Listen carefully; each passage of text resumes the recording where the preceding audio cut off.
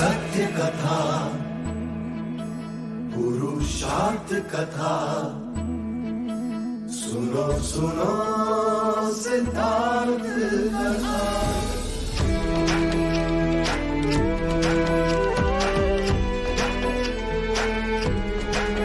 संसार में दुख का कारण क्या, संताप शोक का निवारण क्या। संसार में दुख का कारण क्या, संताप शोक का निवारण क्या। इस खोज में सब कुछ त्याग दिया, हर वैभव से वैराग लिया। वो सृष्टि से संयुक्त हुए, सिद्धार्थ से गौतम बुद्ध हुए।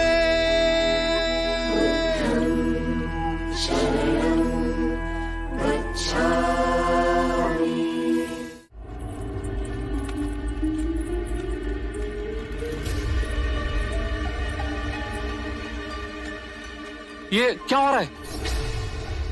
भाइयों, आप लोग भोले लोग हो, आप लोगों को ठगा जा रहा है। कौन ठग रहा है हमें? वही बुद्ध और उसके भिक्षुक। हमने सोचा क्यों ना आज उनकी परीक्षा ली जाए। प्रतिदिन निःशुल्क ही भिक्षा ले जाते हैं। पर वो तो महात्मा लोग हैं। कहानी का महात्मा? आज देखते हैं उनमें आध्यात्मिक शक्ति है या नहीं।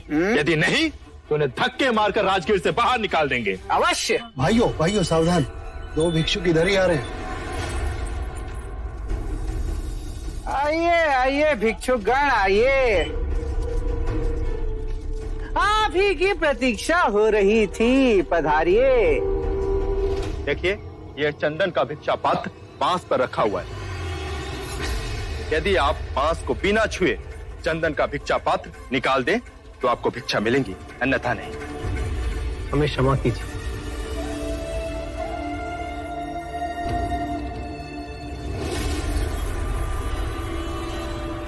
क्यों बंधु, समस्त गांव के समस्त तो बड़े महात्मा बने फिरते हो और एक छोटा सा कार्य नहीं कर सकते? कैसे करेंगे? ये धूर्त है, घमंडी है, पाखंडी है ये लोग।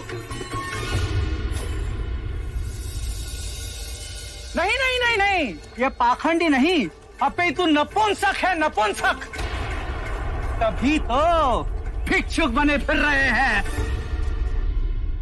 पता है इसका गुरु, धूर्त गुरु बुद्ध भी अपनी पत्नी को आधी रात में छोड़कर भाग गया था। सत्य वचन। बस के आगे मेरे गुरु को एक भी अपशब्द कहा तो मेरे गुरु के चरणों की धूल भी नहीं हो तुम लोग। तुम्हें हमारी सिद्धि देखनी है। इस बांस के डंडे को बिना छुए इस चंदन के भिक्षा पात्र को मैं नीचे उतार लाऊंगा। साक्य मुनि सिद्धियों के प्रदर्शन को अटकाने का साधन मानते हैं, परंतु इनके लांछन का प्रति उत्तर देना ही होगा।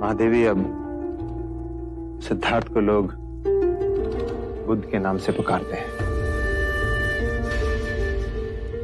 युवाओं में तो सिद्धार्थ का अनुयायी बनने की जैसे होड़ सी लग गई है।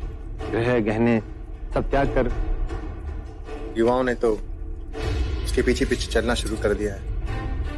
और तो और महाराज बिंबिसार स्वयं सिद्धार्थ के अनुयायी बन गए। सिद्धार्थ अब बांस की कुटिया बनाकर वहीं रहता है। भिक्षा पात्र में भिक्षा मांगता है दिन रात, और दिन में केवल एक बार भोजन करता है।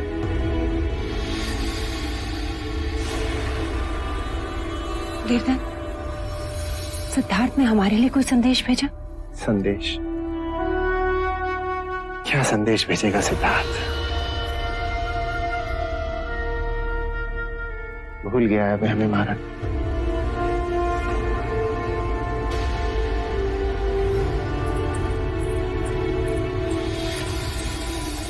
महादेवी,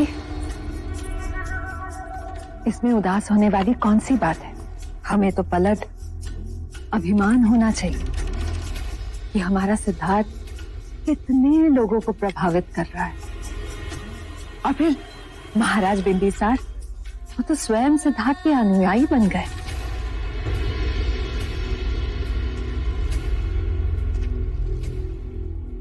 सिद्धार्थ कपिल वस्तु का महाराज न बन सका, राज्य किया वो भी महाराज न बनकर।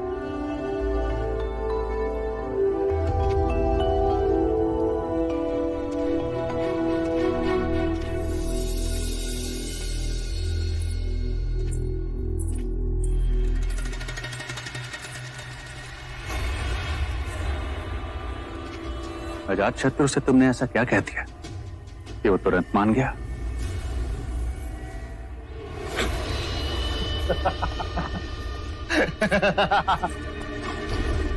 अजात शत्रु मगध का नरेश बनने को व्याकुल है, और मैं शाक्यों का महाराज। बस हो गया दोनों में सौदा कि वो महाराज बिंबिसार की सेना को यहीं रहने दे,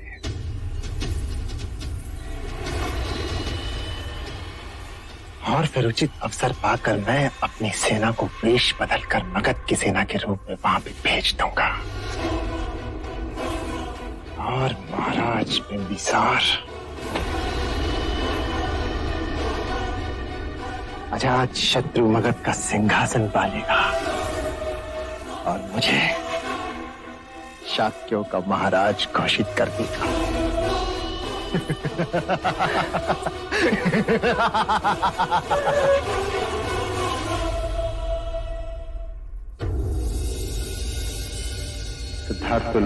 सिद्धार्थ को लोग बुद्ध के नाम से पुकारते हैं। बुद्ध के नाम से पुकारते हैं। राजगृह के युवा वर्ग में तो सिद्धार्थ का अनुयायी बनने की जैसे होड़ सी लग गई। गृह गहने सब त्याग कर गेरुआ धारण कर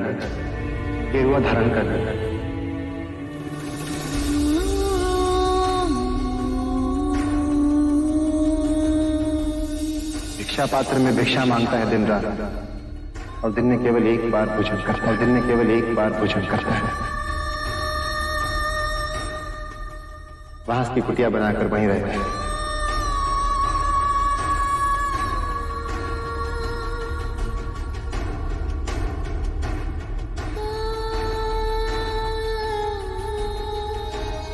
भूल गया है वह हमें महाराज।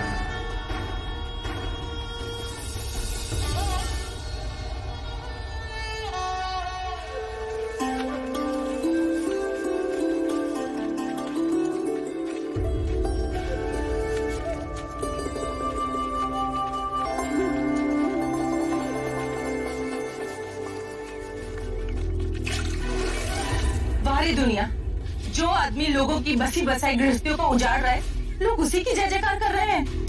मेरे पति को भिक्षु बना दिया।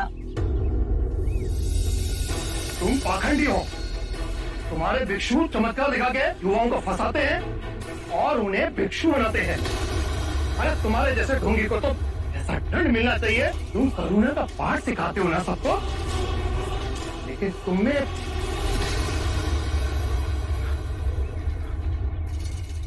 करुणा है? मित्र,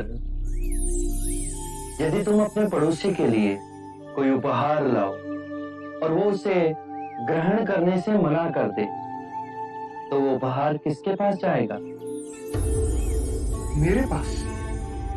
उसी प्रकार जो तुमने मुझसे कहा, उस उपहार को मैंने स्वीकार ही नहीं किया, तो वो स्वयं ही तुम्हारे पास चला गया। अब शब्द भी बुरे कृत्य हैं, उनका कोई प्रत्युत्तर नहीं, पर उनकी प्रतिध्वनि अवश्य है, जो टकराव स्वयं आपके हृदय में जाती है। जिस प्रकार छाया मनुष्य का पीछा नहीं छोड़ती, उसी प्रकार बुरे कृत्य भी मनुष्य का पीछा नहीं छोड़ते, वो लौटकर दुख और बढ़ाते हैं। मैं यही कहता हूं, जागरूक होकर स्वयं को देखो। बुरे विचार, बुरे कृत्य स्वयं धीरे धीरे समाप्त हो जाएंगे।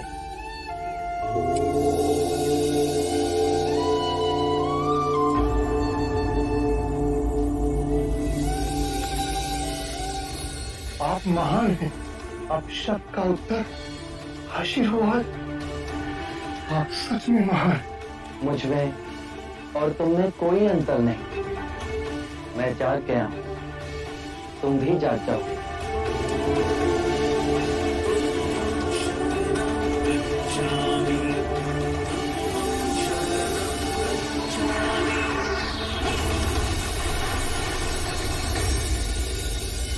अमात्य, इस संदेश के साथ और एक संदेश लिखो।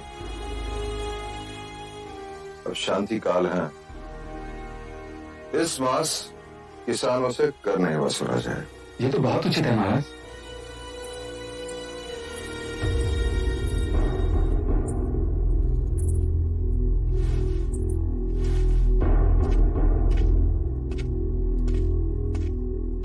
क्या हुआ देवी?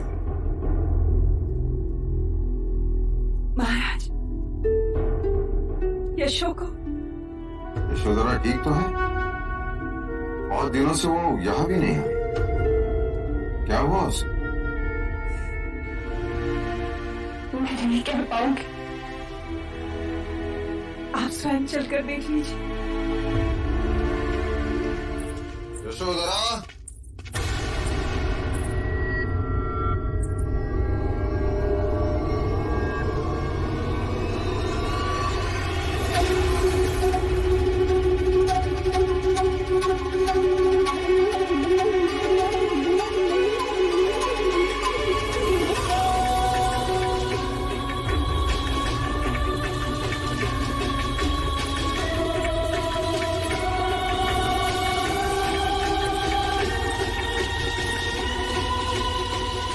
ये क्या है यशोधरा? कितना समझाया मैंने इसे, पर ये अपने निर्णय पर अड़ी है। माँ और पिताजी, आप मेरे लिए दुखी ना हो। अपनी राज रानी बहू को इस दशा में देखकर हम दुखी ना हो पुत्री। मेरा श्रृंगार भी वो थे और मेरी रूप सज्जा भी उन्हीं के लिए थी। यदि उन्होंने सब कुछ त्याग दिया तो मैं उनका अनुसरण तो कर सकती हूँ ना। हमारी पुत्री इस कठोर धरती पर सोए, असहनीय है। जो उनका भाग्य और मेरा भाग्य।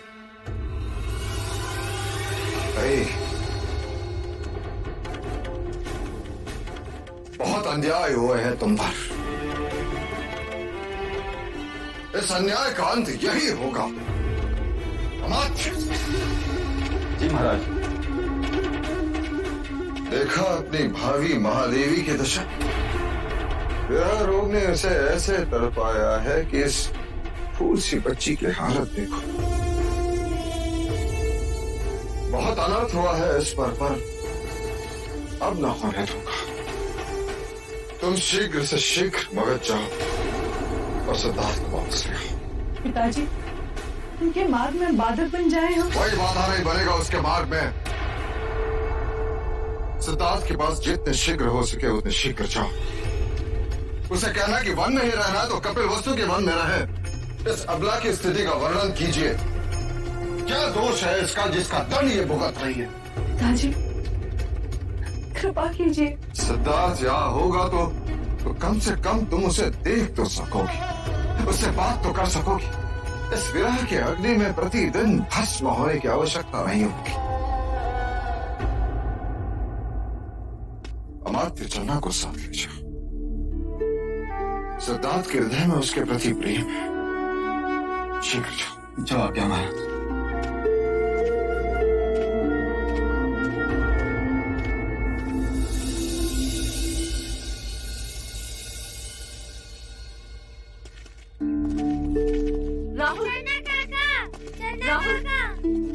राहुल, चन्ना काका, इसको पिताजी को अवश्य दे देना और उनको कहिएगा कि मैं उन्हें देखना चाहता हूँ।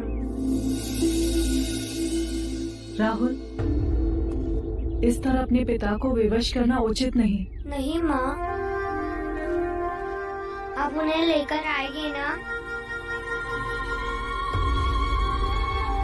हाँ छोटे युवराज, आपके पिता के बिना मैं ना आऊंगा।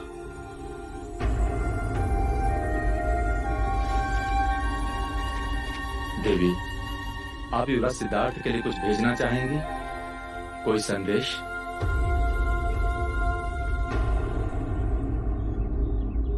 पहले मैंने उनके लिए कमल का पुष्प भेजा था, वो उन्होंने लौटा दिया। मैं तब भी नहीं चाहती थी और अब भी नहीं चाहती कि मेरे कारण उनके मन में कोई द्वंद्व हो। मैं उनके साधना के मार्ग में बाधक नहीं बनना चाहती। यदि वो मेरे लिए कुछ भेजें तो मत लाइएगा।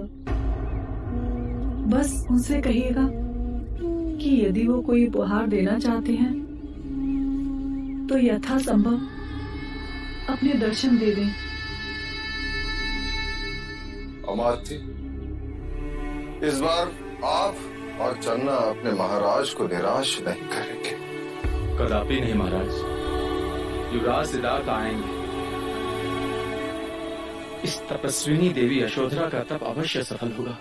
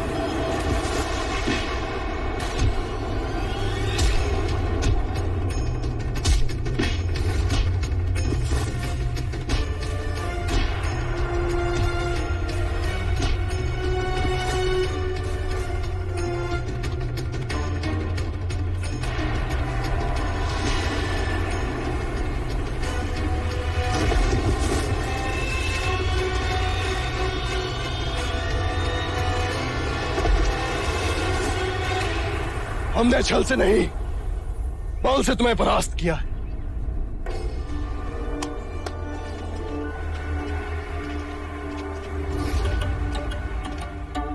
आपको पूर्ण विश्वास है कि मगध के सेना नायक हमारे साथ हैं? हाँ, वो बुद्ध और महाराज से आहत है। यदि आपकी आज्ञा हो तो मैं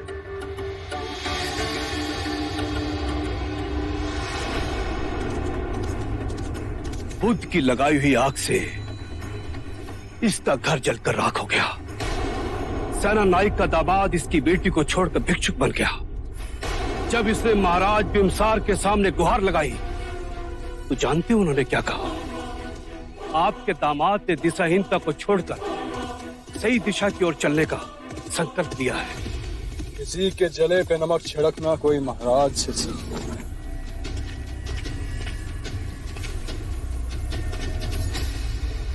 भगत को इन दुर्दिनों से बचाने का संकल्प है। संकल्प है युवराज। यदि हमारे विद्रोह को कुचला गया तो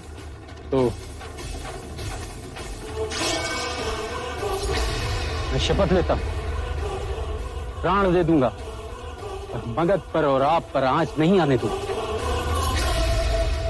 मुझे तुरंत 2 विश्वसनीय और निपुण तलवार चलाने वाले चाहिए। राज केवल 2 बहुत हैं। बस उनमें महाराज का शीश धड़ से अलग करने का साहस होना चाहिए। मुझे महाराज बिंबिसार का कटा हुआ शीश चाहिए।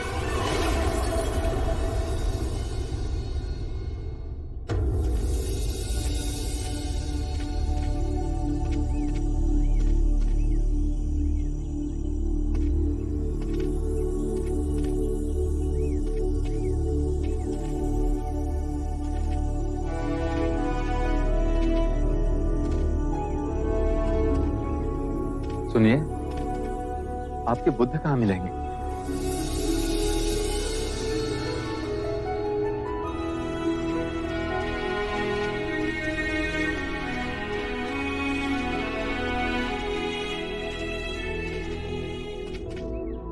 युवराज, युवराज, शाक्य मुनि बुद्ध, शाक्य मुनि बुद्ध।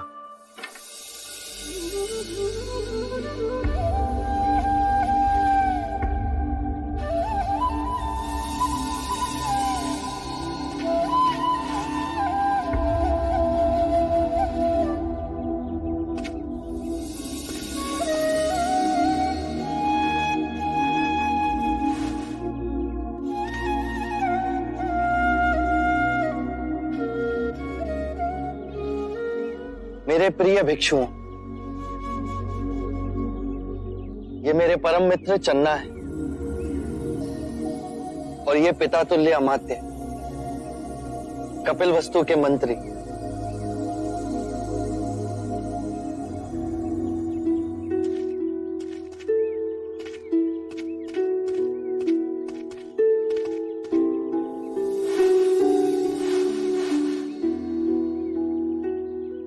सात वर्ष हुए कपिलवस्तु छोड़े आपको।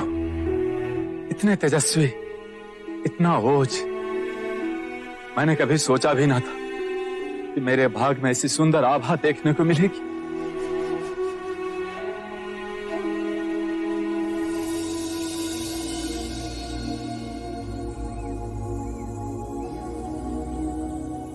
माता प्रजापति और पूजनीय पिताश्री कैसे हैं? आपके जाने के पश्चात कभी भी हमने उन दोनों के चेहरे पे खुशी नहीं देखी। अब तो महाराज के स्वास्थ्य भी गिरने लगा है। शाक्यगण की सभा में वो अरुचि से जाते हैं।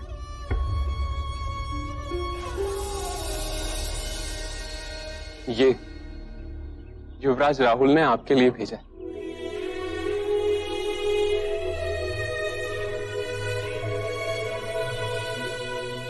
राहुल अब इतने बड़े हो गए हैं कि अपनी मां से हट करके ये आपको देने के लिए कहा।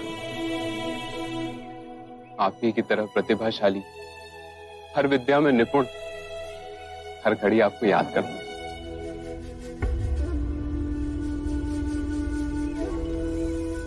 देवी यशोधरा कैसी है?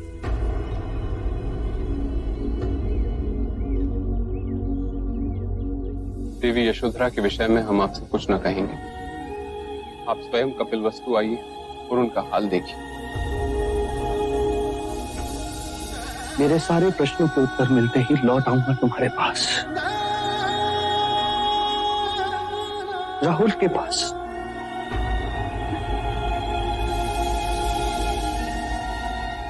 जब से आपने मुक्ति का मार्ग खोजा है, कपिलवस्तु की सारी प्रजा आपको देखने के लिए आतुर है। एक दूर से महाराज और महादेवी के प्राण बंधे कब वो अपने पुत्र सिद्धार्थ को देखे। देवी यशोधरा महल के द्वार पर होने वाली हर दस्तक पर चौंक जाती है और झरोखे की ओर भागती, फिर निराशा उन्हें घेर लेती। उनकी पीड़ा का आभास राहुल को ना हो, इसलिए आपके बचपन की कहानियां उसे सुनाती। हम आपको कपिल वस्तु ले जाने आए। आप हमारे साथ आएंगे ना? मैंने प्रण लिया है, आपको लिए बिना ना लौट। मैं कपिल वस्तु अवश्य आऊंगा।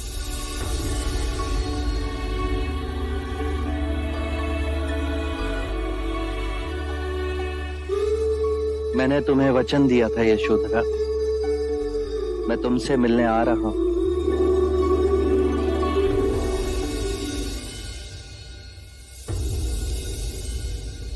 यशो,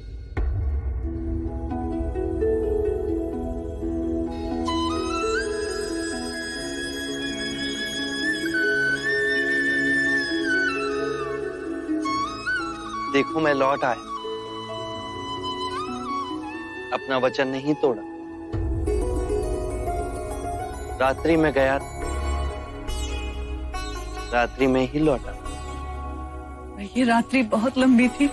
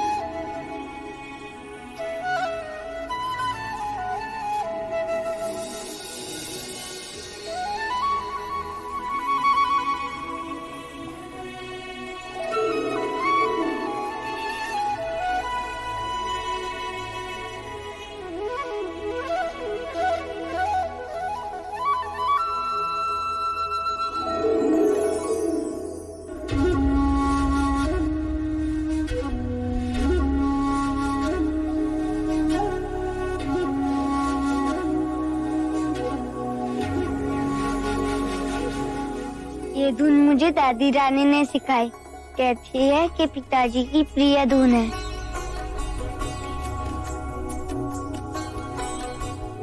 माँ, तुम बड़ी प्रसन्न दिख रही हो। हाँ, तुम्हारे पिताजी जो घर आ रहे हैं। सच माँ? हाँ, तुम्हारे पिताजी स्वयं मुझे स्वप्न में आकर कहकर गए।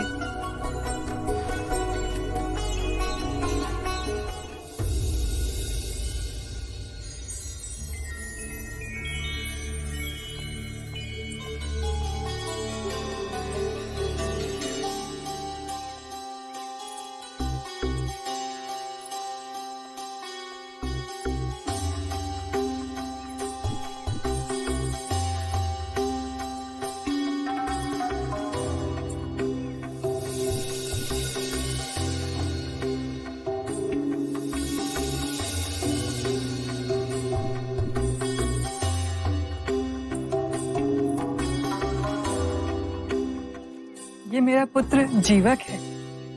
जब से तक्षशिला से वापस आया है, आपके दर्शन को व्याकुल है। आपके दर्शन को तो मैं भी आतुर थी। क्या अभ्यास करते हो? इस समय पिताश्री से पंचशील की शिक्षा ले रहा हूँ। क्या मैं बड़ा होकर आपका अनुयायी बन सकता हूँ? अवश्य, क्यों नहीं। पिछले कुछ दिनों से मुझे एक चिंता खाई जा रही कि इस ऊपरी जीवन, इस सौंदर्य और उससे मिली प्रतिभा, क्या इसका कोई मूल्य है? अगर एक दिन ये नहीं रहा तो फिर क्या होगा? धूप भी ढलती है आम्रपाली। इस जीवन में स्थिर कुछ भी नहीं, और यही अस्थिरता हमारे मन में गहरे दुखों को जन्म देती है। वस्तु या धन का मोह ना हो, परंतु अपने सौंदर्य का मोह हमारे मन की गहराइयों में जड़ पकड़कर बैठा है, जो अहंकार को जन्म देता है, उसे पालता है, परंतु ये क्षणिक है। जब तुम ध्यान में जाओगी तो पाओगी जो नश्वर है तुम उसे पकड़कर बैठी हो और तुम्हारे दुख धीरे धीरे विलीन होते जाएंगे। ऐसे सुख की अनुभूति होगी जिसे ना कोई काल छीन सकता है, ना ही आयु मिटा सकती है। मैं आपके बताए हुए मार्ग पे चलूंगी। आप मेरे अम्रवन के महल में पधारिए, मैं धन्य हो जाऊंगी। मैं अवश्य आऊंगा।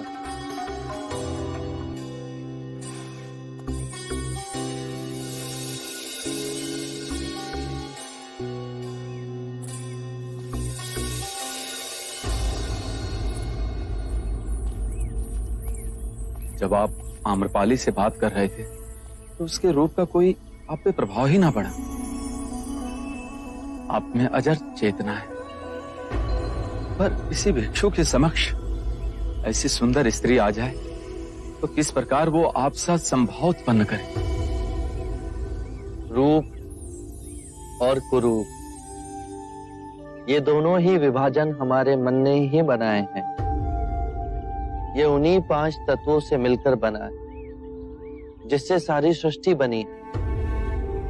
यदि हम एक कलाकार की दृष्टि से देखें तो कोई भी वस्तु अद्भुत और कोई भी वस्तु कुरूप ही दिख सकती है।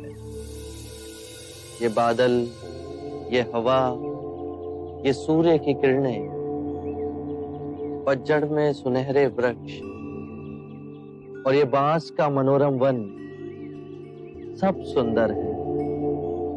संभवतः ऐसी कोई सुंदरता नहीं जो एक मनुष्य की एकाग्रता को क्षीण कर सके जितनी नारी की सुंदरता। यदि नारी के रूप ने मनोग्रहित किया तो पुरुष अपने मार्ग से भटक सकता है। यदि आप अपने चित्त की गहराई में जाकर देखें तो आप जिसे सम्यक दृष्टि से देख रहे हैं वो दोनों कभी आपको अपने मुंह में नहीं बांध सकेंगे। फिर सौंदर्य क्या है बुद्ध?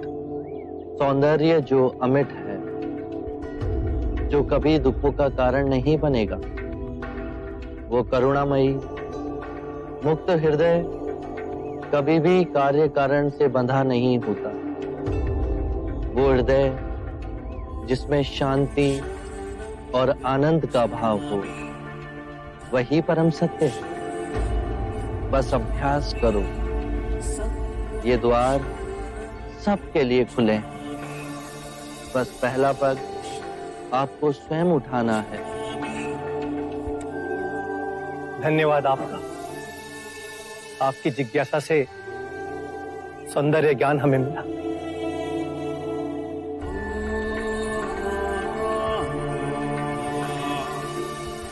मैं भी क्या सोच कर आया था और देखो क्या हो रहा है। मैं बुद्ध को कपिल वस्तु ले जाने आया था, पर अब मैं स्वयं यहीं रहना चाहता हूं, आपके संग में, आपका भिक्षु बनकर। आप मुझे भिक्षु बनाएंगे ना? अवश्य। कपिल वस्तु जाने के बाद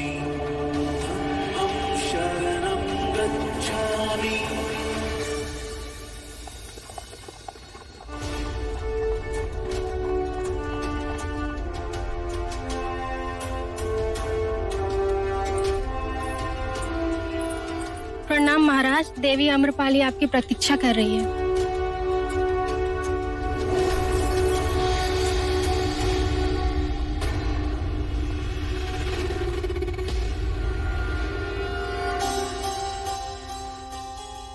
आज मैं बहुत आनंदित हूँ। धन्य भाग हमारे तो आज बुद्ध के दर्शन मिले। जीवक भी पूछ रहा था कि वो बुद्ध का अनुयायी बन सकता है या नहीं।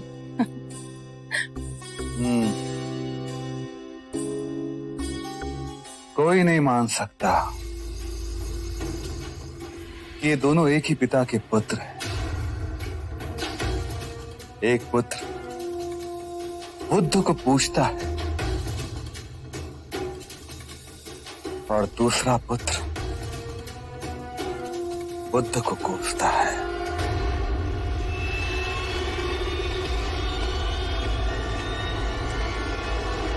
न जाने अजात शत्रु की महत्वाकांक्षाएं उसे किस गहरी खाई में ढकेल देंगी। क्षत्रियों का धर्म केवल युद्ध करना नहीं है, शांति स्थापित करना भी क्षत्रियों का ही धर्म है।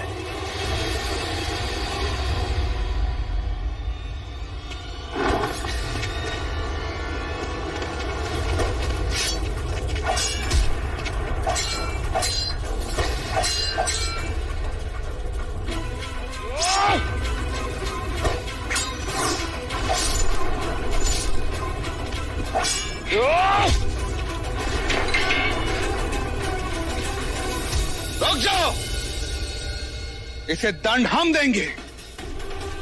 तुमने मगध नरेश बिंबिसार के ऊपर आक्रमण करने का दुस्साहस किया है।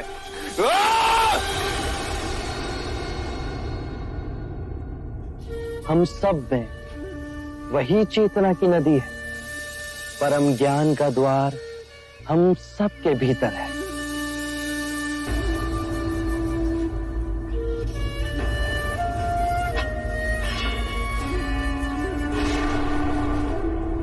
जाओ, मैं तुम्हें जीवन दान देता हूं।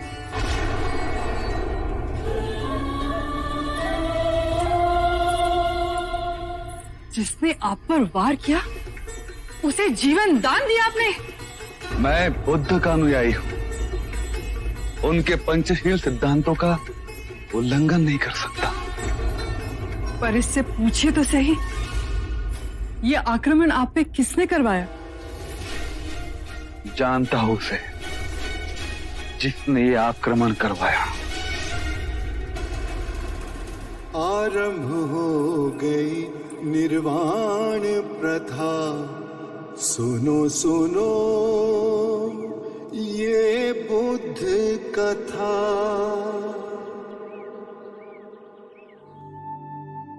सौंदर्य अनित्य है, इसीलिए भावबोध से मुक्त पुरुष न सुंदरता से सम्मोहित होता है और न ही कुरूपता से विरक्त।